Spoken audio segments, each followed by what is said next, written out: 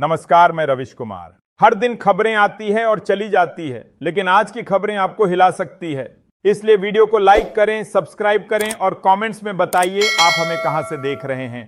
और हाँ, वीडियो को आखिर तक देखना मत भूलिए, वरना वो राज कभी नहीं जान पाएंगे जो गोदी मीडिया आपसे हमेशा छुपाती रही है। कर्नाटक कैबिनेट ने अपर कृष्णा परियोजना से प्रभावित किसानों के लिए रिकॉर्ड मुआवजा योजना लागू की है। सिंचित भूमि के लिए 40 लाख और शुष्क भूमि के लिए 30 लाख रुपए प्रति एकड़ मुआवजा दिया जाएगा। मुख्यमंत्री सिद्धारमैया ने कहा कि बांध की ऊंचाई बढ़ाने से 75,000 एकड़ जमीन जलमग्न होगी, लेकिन 12 से 13 लाख एकड़ जमीन की सिंचाई संभव होगी। Deputy CM DK Shivakumar ने स्पष्ट किया कि भूमि अधिग्रहण अधिनियम और पुनर्वास नीति लागू होगी। योजना पर 70,000 करोड़ रुपए से अधिक खर्च होंगे।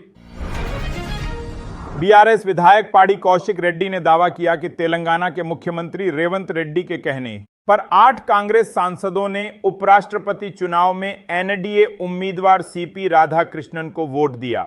उन्होंने कहा कि इंडिया गठबंधन के 15 वोट खिसक गए, जिनमें से 8 तेलंगाना से थे। कौशिक के मुताबिक कांग्रेस सांसदों ने निर्मला सीतारमण और नितिन गडकरी से मुलाकात कर इसकी जानकारी भी दी। उन्होंने इसे राहुल गांधी के दावों के उलट बड़ा धोखा बताया।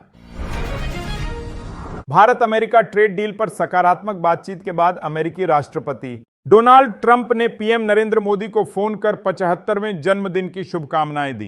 ट्रंप ने मोदी को दोस्त बताते हुए यूक्रेन जंग में शांति प्रयासों के लिए धन्यवाद कहा। वहीं मोदी ने ट्रंप का आभार जताकर रणनीतिक साझेदारी को नई ऊंचाइयों तक ले जाने का संकल्प दोहराया। इस बीच दोनों देशों की व्यापार वार्ता पटरी पर लौट आई है। हाल के तनावपूर्ण रिश्तों के बावजूद ट्रंप के नरम रुख ने सकारात्मक माहौल बनाया है।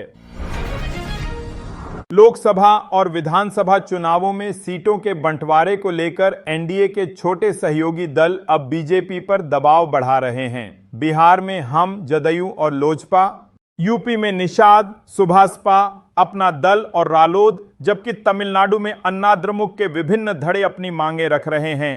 2014 के बाद बीजेपी पर नियंत्रण रहा, लेकिन 2024 के नतीजों के बाद सहयोगी दल मुखर हो गए हैं और गठबंधन में हिस्सेदारी सुनिश्चित करने के लिए सक्रिय हो गए हैं। सुप्रीम कोर्ट ने महाराष्ट्र राज्य निर्वाचन आयोग को कड़ी फटकार लगाते हुए कहा कि 2022 से रुके सभी स्थानीय निकाय चुनाव 31 जनवरी 2026 तक पूरे किए जाएं। जस्टिस सूर्यकांत और जस्टिस जयमाल्या बागची ने आयोग की निष्क्रियता को अक्षमता बताया और समय बढ़ाने के अनुरोध को खारिज कर दिया। कोर्ट ने 31 अक्टूबर 2025 तक परिसीमन कार्य पूरा करने और 30 नवंबर तक ईवीएम उपलब्धता पर हलफनामा दाखिल करने का निर्देश दिया। राज्य सरकार से तुरंत कर्मचारी तैनात करने को भी कहा गया। अमेरिकी व्हाइट हाउस के पूर्व सलाहकार पीटर नवारो ने दावा किया कि प्रधानमंत्री मोदी चीन के नेताओं के साथ मंच साझा करते समय सहज नहीं थे। इस पर भारत के पूर्व विदेश सचिव कंवल सिब्बल ने उन्हें आईना दिखाते हुए कहा कि नवारो को भारत चीन संबंधों की पूरी जानकारी नहीं है। उन्होंने याद दिलाया कि मोदी 2014 के बाद शी जिनपिंग से 18 बार मिले, 5 बार चीन गए और दोनों नेताओं के बीच कई शिखर सम्मेलन और बैठकें हो चुकी हैं। कनाडा में खालिस्तान समर्थक फिर सक्रिय हो गए हैं और भारत के खिलाफ विरोध तेज कर दिया है। खबरों के मुताबिक सिक्स फॉर जस्टिस संगठन ने वैंकूवर स्थित भारतीय कॉन्सुलेट पर कब्जे की धमकी दी है। उन्होंने भारतीय मूल के लोगों को भी उस क्षेत्र में न जाने की चेतावनी जारी की है। फिलहाल इस पूरे मामले पर न तो भारत सरकार और न ही कनाडा सरकार की ओर से कोई आधिकारिक प्रतिक्रिया आई है। सुरक्षा एजेंसियां हालात पर लगातार नजर बनाए हुए हैं। बिहार में विधायकों की खरीद बिक्री के मामले में आर्थिक अपराध इकाई ने भाजपा विधायक भागीरथी देवी से पूछताछ की।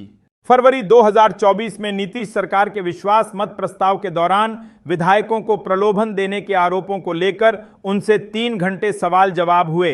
योयू ने उनके बयान दर्ज किए और महत्वपूर्ण जानकारियां लीं। इस मामले में अब तक कई विधायक, पूर्व मंत्री और उनके करीबी पूछताछ के घेरे में आ चुके हैं। बुधवार को जदयू विधायक दिलीप राय से भी पूछताछ हो सकती है। भारत ने अमेरिकी दबाव के बावजूद रूस से तेल खरीदना जारी रखा और सितंबर में आयात में उल्लेखनीय बढ़ोतरी हुई। ट्रंप प्रशासन ने 25% अतिरिक्त शुल्क लगाया और सख्त बयान दिए, फिर भी भारतीय रिफाइनरों ने खरीद नहीं रोकी। 1 से 16 सितंबर तक औसतन 17% लाख बैरल प्रतिदिन रूसी तेल आया, जो जुलाई अगस्त से ज्यादा था। विदेश मंत्रालय ने कहा कि भारत कानूनी और सस्ती आपूर्ति से ही खरीदेगा। रूस आज भारत का सबसे बड़ा तेल आपूर्तिकर्ता बन चुका है।